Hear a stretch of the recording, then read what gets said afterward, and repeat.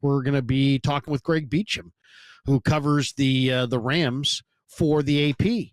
I don't know what to expect from the Rams because I watched that Rams-Bills game last week, and that was not what I was expecting to see. I was expecting to see the Buffalo Bills kind of dominate that game, and instead the Rams just did whatever they wanted on the offensive side of the ball. They put up 44 points. They won by just 2. How surprised, I guess when we start there, how surprised were you that the Rams beat the Bills a week ago? I was surprised by how well their offense played, because it's not that this offense doesn't have the ability to do that. It's just that it hadn't done it with any consistency or regularity over the course of a full 60 minutes. They've got all the tools for it. They got 2 of the best receivers in the NFL. They've got a quarterback who is still slinging it, still getting it done this many years into his career. And the biggest factor of all is they finally have a full, healthy offensive line with 5 first-choice guys going out there. This is the first time all year they've had that coming into December. So that's been the biggest difference. The defense, you can look at it as the fact that no one can stop Josh Allen. This is just a truism in the NFL today. But having said that, they really struggled in all aspects to contain any part of that Buffalo offense. So as well as the offense played, the defense didn't manage to do anything really significant, didn't get a sack, didn't get a turnover, and gave up 42 points. So you can look at it from both sides of the coin, but I was very impressed by the offense and the way they were able to keep the foot down, keep rolling, keep going, and then survive that fourth quarter where it looked like Josh Allen was just going to do a Josh Allen thing and just snatch a victory out of there anyway. And they managed to hold them off and prevent them from doing that by the narrowest of margins, but it was very impressive, and it made me optimistic for their future, the final 4 games here. Yeah, I mean, I feel exactly the same way. And Stafford, I thought, was dominant. I mean, he threw for 320 and 2 touchdowns. Interestingly enough, no sacks of Stafford. Buffalo could not put any pressure on him. It was the 4th time this year he hasn't been sacked, and not surprisingly, the Rams have won all 4 of those games. In fact, it kind of led me down a rabbit hole statistically on the computer this afternoon. In LA's 7 wins, Stafford's been sacked 6 times. In their 6 losses, he's been sacked 22 times. Mm-hmm. I mean, this is a much better offensive line, right, than the one we saw in September in the first matchup, isn't it? I mean, is it as simple as that? If you hit and sack Stafford, you can beat the Rams, and if you don't, you can't? Absolutely. It's a very good metric in terms of how effective this offense is going to be. They have problems all year long. They started with their left tackle suspended. They lost 2 interior linemen to injuries in the first 2 weeks, and they only got whole about 2 weeks ago. And now they have 5 first-choice guys going up front, and they also have Jonah Jackson, the high-priced veteran they signed, available as a backup in case Bo Limmer, the rookie center, who's been very impressive, in case he can't go. He's questionable this week. We still don't know what his status is going to be. So, yeah, that's the main thing. I mean, when you can keep Stafford upright, he's back there dealing. I mean, you've seen what he can do. It's just he still gets it done just as well as he did in the height of his career. I see things online. Oh, Stafford's declining. Oh, they got a plan. They got to draft Carson back. They got to. He gets it done every week when he's allowed to get it done, and he's got a strong arm. He's perceptive. He still sees everything. He's a coach on the field the way that Sean McVey wants his quarterbacks to be. I don't see a problem with that offense if they've got those 5 guys on the offensive line that they want out there. I mean, they're still the Niners are one of the teams that could break that down. Anyone could break that down, but the fact that they've got everybody out there that they want right now. You saw it against the Bills. It was just impressive. It was really good. Nakua and Kupp get to play at the height of their powers. Kyron Williams running the ball like he did last year when he made the Pro Bowl. It's a very impressive offense, and it all goes back to the offensive line, like you said. How close were the Rams to trading Cooper Kupp at the trade deadline? Because there was an awful lot of talk about it. Were they ever close to it? I don't think so. I mean, we only know what happens outside that small room, and from what I've heard from inside the room as well, I don't think it was ever really that close. I think you take calls on anybody if you're a good general manager. This is just how the job works. But I think they really thought they still had a chance to come back, even when they started 1-4 and they were on their bye week and things were looking awfully grim. I think they thought to themselves what we were just talking about with the offensive line. Once we have 5 guys out there who we believe in and trust, then we'll see what this offense can do, because you look at it on paper, it's got a lot of talent at the skill positions. We just have to be able to give Matthew Stafford time to implement that offense. If we can get everybody healthy, then who knows what we can do. And trading Cooper Kupp is not going to solve that. It's not going to save us a ton of money in the short term. This next offseason is a different question. We'll see what happens. I mean, Les Snead does not have a sentimental bone in his body. He would not hesitate to trade anybody on that roster. But having said that, I don't think this year they came as close as the fact as close as we wanted as the media sphere thought it would have been. I think they would have had to been blown away by an offer, and I do not think they were. And I think they still thought they could contend for a playoff spot with Kupp and Nakua as their two top wideouts, and that's exactly what's transpired. Yeah, the matchup I can't wait to watch tomorrow night is Kupp against Lenore. You know, probably the best slot receiver in the game, maybe the best slot corner in the game. I'm a little biased on that front, but Kupp's got 44 receptions out of the slot. That's fourth most in the league, and the guy missed a month. I mean, it's really incredible. And yet, if you watched them last week, it was the Puka Nakua show. I think Puka and Kupp last week had like 17 catches for 250 yards combined and 2 touchdowns. I mean, it was crazy. But if we ask Stafford, who's your true number one, is it still Cooper Kupp, or has it moved to Puka now? He would not answer that question at gunpoint. There's just no correct answer to that question. They're both so good, and they both are different enough that he can do different things with both of them. He knows them both well enough that he can rely on them knowing what he's going to do before he does it. We had Puka talk at length about his toe tap catch, that one he made against the Bills that was just jaw-dropping in terms of like structure and everything. And we heard Stafford talk about how he put it exactly there because he knew what was going to happen when Puka got outside and made that catch. Puka talked about he knew where the ball was going to be before he even turned his shoulders, so he just had to stick his hands out, and it stuck to his hands when it hit him. I mean, just the synchronicity they're on right now is very impressive. And I don't think he would want to go into battle without both of those guys. You know, he's had to do it before when they're both out there. And also when they've got a third receiver, whether it's DeMarcus Robinson or Tutu Atwell, functioning as a legitimate third option to force defenses to put 3 good cover guys out there or to play a zone that can be exploited in other ways. They're really hard to stop just because Stafford can stand back there and do this all day. Greg Beacham with us on the Yuma guest line as we chop it up and talk a little Niners-Rams in advance of tomorrow night's showdown in the NFC West. It's a big one for the Niners. They got to have it. Rams are trying to win 3 straight against the Niners for the first time since the 2000-2001 seasons. The Rams haven't swept the Niners since 2018. Let's talk about this Rams defense because, man, I was very impressed that they said goodbye to Aaron Donald, and all of a sudden here's Jared Verse, and here's Fisk, and all of a sudden you got Agent Zero, and there's Turner. I mean, they've done a nice job. Les Snead has done a nice job of turning over this defensive front, I think, in a short amount of time. I was hoping they'd be down for several years. That's clearly not going to be the case. But the secondary is the kind of a wreck, isn't it? Is the secondary the weakness of the Ram team? Yeah, absolutely, and I would say the interior linebackers as well because they haven't really paid any attention to that in classic Sean McVey, Les Snead fashion. They just roll somebody out there and count on him to make 15 tackles a game. The secondary is the problem. I mean, the guys they've got have all not. The only one who's performed at a really high level has been Quentin Lake, the free safety. He's done a nice job. I mean, he's required to do certain things and certain things he's not required to do. Cam Curl has also played okay. Both of their top 2 safeties there. They typically roll out on 3 safeties on a lot of downs. They have the rookie Cam Kinchin's out there a lot. Their biggest problem against the 49ers is going to be that Kobe Durant is out this week. He had a bruised lung from the Buffalo game. Kobe has started all 13 games at cornerback. He's a reliable outside guy. He's not an elite outside cornerback, and neither is Darius Williams, the other side of this defense. They've both been exploited and taken advantage of by good quarterbacks this year, and it's a group effort, and they've relied a lot on their pass rush to to minimize the exposure that they have on the back end. But that pass rush, as good as it is, those young guys, all those really interesting players they've got, they don't have a sack in the last 2 games, and that's been a problem. Defensive coordinator Chris Shula said yesterday that they need to get more pressure. They need to get more pressures. They need to get more hits. They need to get more sacks. And with Kobe Durant out this week, I think it's looking like there's going to be a lot of snaps for Sacramento's own Akello Witherspoon. He's the next guy up. They also have Emmanuel Forbes, the former first-round draft pick by Washington, who they claimed on waivers a couple of weeks ago. He's only been there for 2 weeks. He's a smaller cornerback. We know all the things about him, but he may have to play a bit just because of the fact that they're down some numbers, and basically the only other guys available are rookies and undrafted guys. So it's looking like there's going to be a lot of Darius Williams and Akello Witherspoon on the field this weekend, maybe Emmanuel Forbes, and that's stuff that Brock Purdy can exploit. That's stuff that the Niners can exploit there.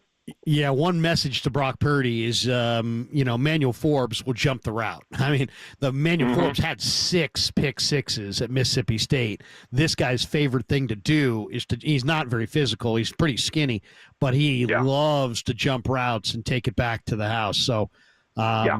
To me, if I'm Brock Purdy, if he's cheating up, go back door, do something, but don't, he will bait you into a pick six if you don't play along. Mm-hmm. What do you think as far as Shanahan's 10-6 against McVey? McVey's got the big win though in the NFC title game, and he's also got the Super Bowl ring on his finger.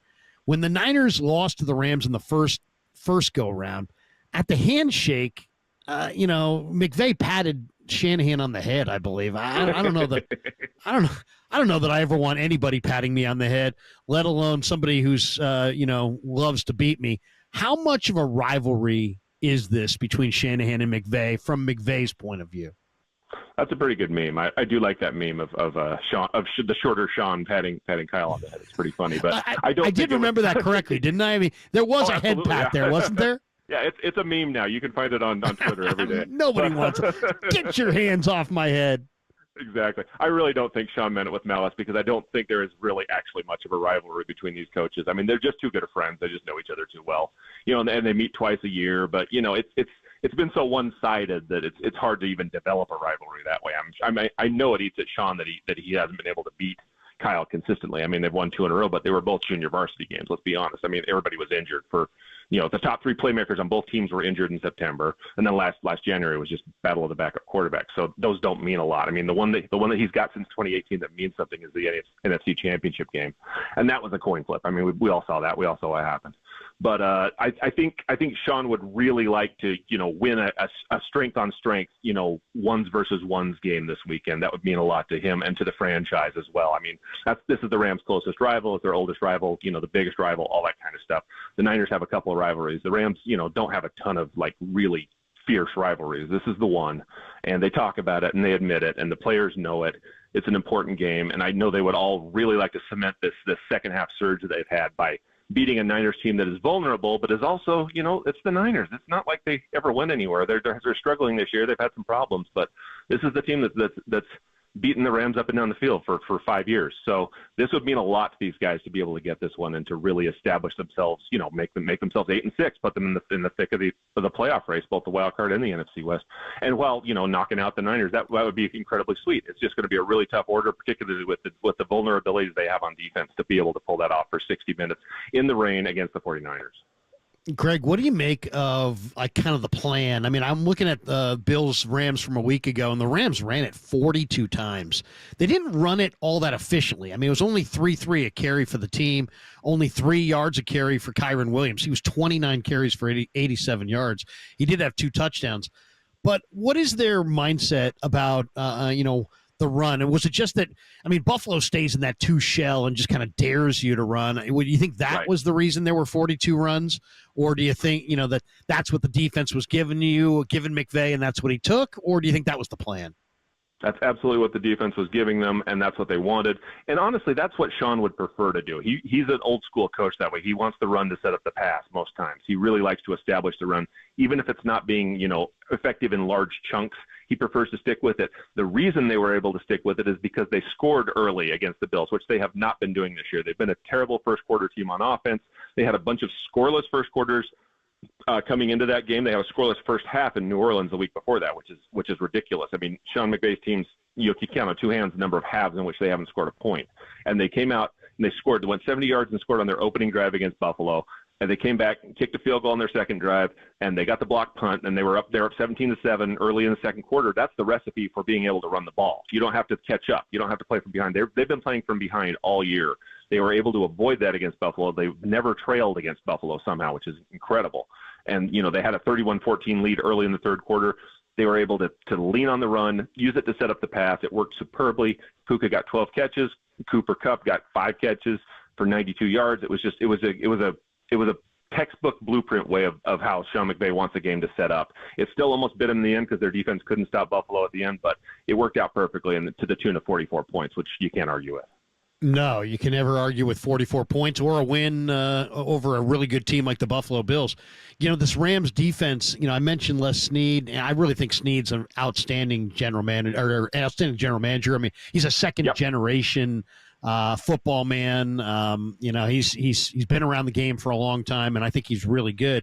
And this offseason, they add Braden Fisk from Florida State. They had Jared Verse also from Florida State. A year ago, they got Agent Zero, the great Byron Young from Tennessee. Who is the guy on their front? I mean, we knew for years it was double Aaron Donald. Now, who's getting the double on that front? Who's doubled the most on that Ram front? The most dangerous guy there is Jared Verse, just because of his explosiveness and his game savvy. He's really good in a lot of ways that a rookie isn't, and part of that's because he played 5 years of college football. He's a grown man. He's not coming in here, 20 years old trying to figure it out on the fly. He knows what he's doing. He's already, a very good pass rusher. I won't say elite yet because he's got to have the production to match that, but he's the guy you got to watch out with. But also, like you said, Agent Zero's over there on the other side. He's also very effective. They kind of lost their composure against Buffalo. Took a couple of penalties that really hurt the Rams. But that's part of growing up. That's part of channeling that energy that you need to be an elite guy into that. And their front is looking really good as well. I mean, Kobe Turner and Braden Fisk are both very good defensive tackles. They're one's a second-year pro, one's a first-year pro, and they're already getting it done at a level that is very impressive. Their defensive line went from potential catastrophe with Aaron Donald retiring in March to the strength of their defense beyond all question. And they're doing well rushing the passer. They're doing well against the run. They're doing the best they can. They just have to, there's a lot of burden on them because they have to protect that secondary like we talked about earlier. They have to, get to the passer, make sure he's not comfortable all game because everything depends on them shortening plays and taking care of business up front. They're doing the best they can. They don't have sacks for the past 2 weeks. Like I said, the Rams defense has not had a sack in 2 weeks. So they got to turn that up. They've got to really amp it up, on a short week, which is very tough on your body.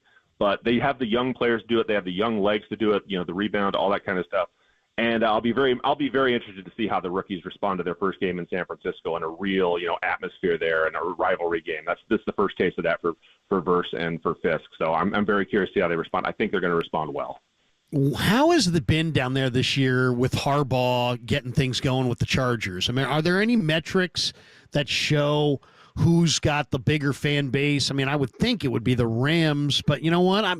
My friends down there say, man, it's really split. There's Rams fans, there's Chargers fans, there's Raiders fans, and there's a boatload of Niners fans there. How has Jim's arrival there at SoFi with the Chargers impacted the whole market? The Chargers haven't been this serious of a football team since they moved back to LA. And that's reflected in the way that they're getting attention in terms of the media, in terms of fans. Building an actual fan base, a faithful, a mafia, all that kind of stuff, that literally takes generations, and there's just no way around that. People can talk all they want about, the Rams, Chargers having opposing fans in their city. That's just how it's going to work in this math. I mean, this is what happens when you abandon a market for 21 years. And when you abandoned it in 1994, you got a bunch of LA area teenagers looking for a football team to support, and they happen to notice that the San Francisco 49ers are really good, and this guy named Steve Young is playing outstanding football. Maybe we'll get into them. And so when the Niners come to town, people talk about how big the crowd is. A lot of those are people from LA who have been rooting for the Niners their whole life, and they just come out and they support their team once a year. And that's great. That's cool. That's the sport.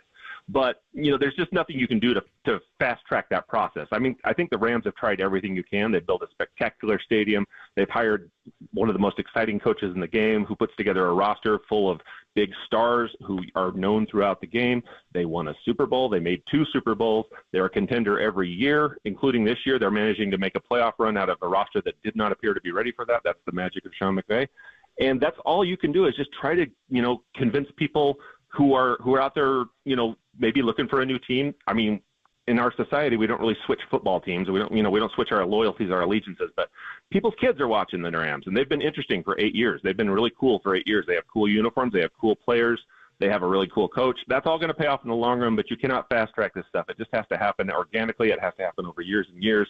They've learned that now, and I think they're just committed to the long game. That's all you can do. As to who's the most popular team in town, I don't know. I mean, I don't think there is the one. Dodgers. I think it was, yes, exactly. The Lakers, Dodgers and the Lakers. Yep. Dodgers and Lakers by far. Everybody else is way down the list. But as far as team space, I think the Rams are ahead of the Chargers. I would say that.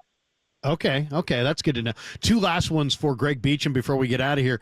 One, as far as the injury front, the Niners, Bosa, Greenlaw, Garendo, all questionable. Trent Williams is out. Malik Mustafa's out. For the Rams, I read today Kobe Durant, the corner, is out, and Tyler Higbee's out. But they got a bunch of guys who are questionable, including Demarcus Robinson, Jordan Whittington. Those were probably their two of their better receivers in the first matchup, Davis Allen. Of those questionable guys, do you think of the three I named there, do you think those guys are going to go? What's your best guess? Sean seemed to think that DeMarcus would go. We didn't get to talk to him. I think he probably will play because it's a shoulder injury. There's a lot of things he can still do. If he can't, that's a position where I don't worry about them as much because, like I said, Tutu Atwell can step up. He's been very good whenever he gets a chance to contribute to the Rams. Just he hasn't got a chance to contribute on the level that he should have, and this is his fourth year here. And McVey will say that, Stafford will say that, everybody will say that. Next year, Tutu Atwell is going to go to a new team probably and have a really good season. The one I'd be worried about is their left tackle is also he's questionable. Alec Jackson has a knee thing. He was not on their list until today, but we knew he was dealing with something earlier. So if they're down their left tackle, that's going to be a problem because they don't have a really great backup. They got Joseph Noteboom, who has struggled a little bit. They've asked him to play both tackle positions, which is hard for anybody.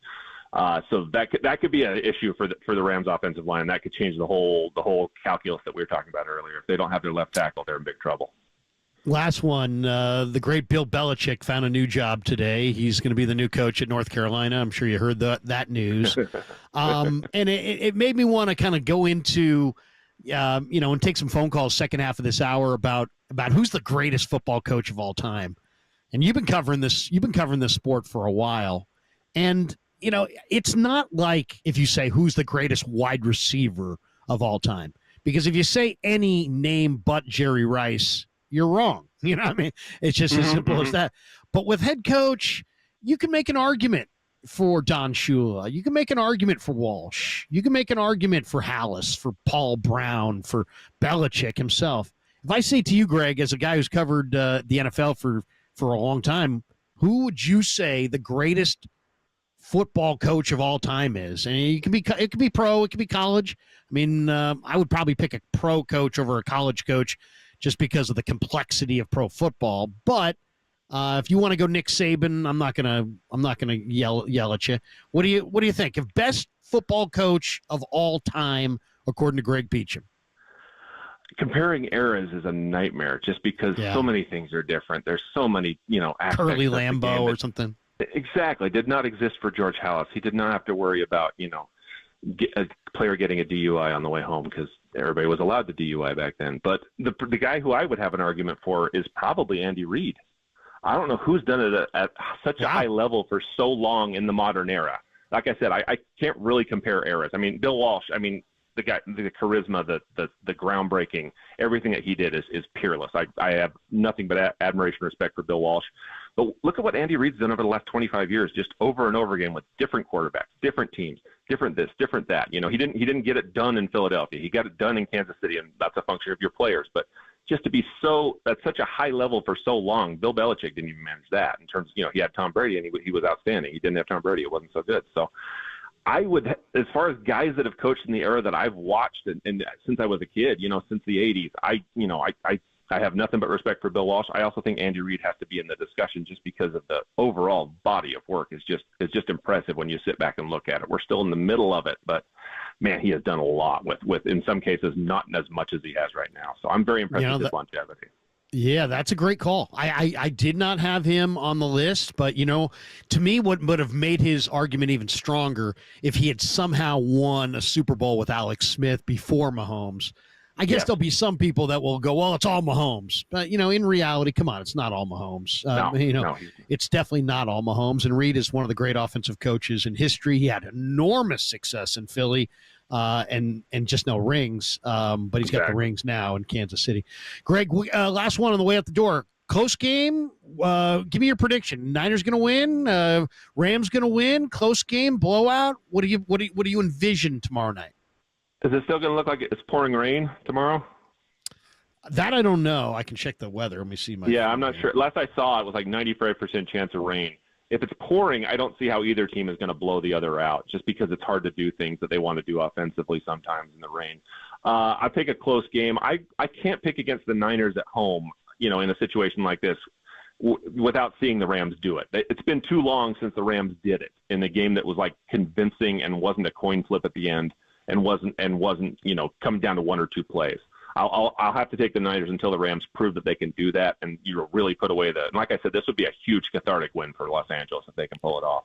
I'm surprised. I'm surprised you're taking the Niners here just because the Rams were so good against Buffalo, and the Niners obviously got their doors blown off by Buffalo. They were awful defensively, though. That's the thing. They were awful defensively, and Kyle Shanahan's coaching staff knows a little more about the Rams' offense than Sean McDermott's coaching staff does. I mean, you can watch all the film you want. They know stuff from years and years of going against Sean McVay's schemes that other coaches and teams don't know. You know, the fragility of the Rams' defense and the Niners, the Niners' desperation are the two things that put me on the Niners side in this one. I'm not going to argue with you.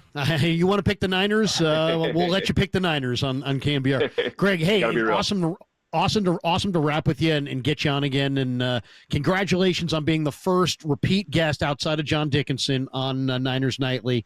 John's on regularly, but that doesn't count. But anyway, thanks for coming on, Greg. And maybe you're coming up, right? You can be here for the game tomorrow night? No, I got work to do down here, but on the short way, next time. Tough, but. Yeah, next time the Rams and Niners get together down there, and I'm down there, I'll come hunt you down and say hello. But thanks for coming on KNBR. We really appreciate it. Have a great night. Thanks, Larry. Always great to talk to you.